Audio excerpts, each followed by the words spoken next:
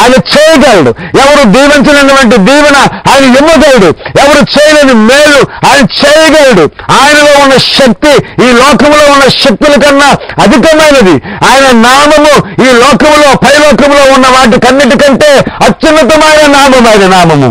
కాబట్టి అన్ని నామముల కన్నా పైనామైన ఆ యేసయ్య నామము ఆ వ్యక్తిలో ఉన్నటువంటి 2000 నామాల మీద అధికారాన్ని కలిగిన నామము యేసు నామము. హల్లెలూయా చెప్దామని అందరం ఒక్కసారి. ప్రియులారా గమనించండి, ప్రభువైన యేసుక్రీస్తు వారు ఆ ప్రదేశం గుండా వచ్చేటప్పుడు ఈ సమాధుల్లో బ్రతికే ఈ దయ్యాలు పట్టిన ఈ వ్యక్తి ఒక్కసారి ఎదురైపోతే ఆ దయ్యాలు పట్టిన వారికి భయం పట్టుకుంది. ప్రియులారా అతను వేడుకుంటున్నాడు, అయ్యా మాతో నీకేర్పొందని అంటున్నాడు, ఇటువైపు ఎందుకు వచ్చావు అంటున్నాడు.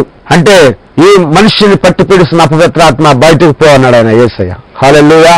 అప్పుడు బయటకు పోమని కన్నా వాళ్ళు అంటున్నారు, లోనున్న వాళ్ళు అంటున్నారు, మేము ఒకరం కాదయ్యా అనేకులం అంటున్నారు, మేము శానా అంటున్నారు, మేము ఒక గ్రూప్ అంటున్నారు. దయ్యాల్లో గ్రూపులు 2 దయ్యాలు కలిపి ఒక గ్రూపుగా ఏర్పడ్డాయి. ఓహో, ఈ గ్రూపుల కోసం మాట్లాడుకుంటే గనక చాలా గ్రూపులు ఉన్నాయండి. సంఘాల్లో ఏలుబడి చేసే గ్రూపులు ఎట్లాగో కూడా చాలా ఉంటాయి. ప్రియులారా మనం గమనించండి, దయ్యాల గ్రూప్ ఏం చేసిందంటే యేసుక్రీస్తును బతిమాలుకుంటున్నాయి. ఏమై బతిమాలుకుంటున్నాయి అంటే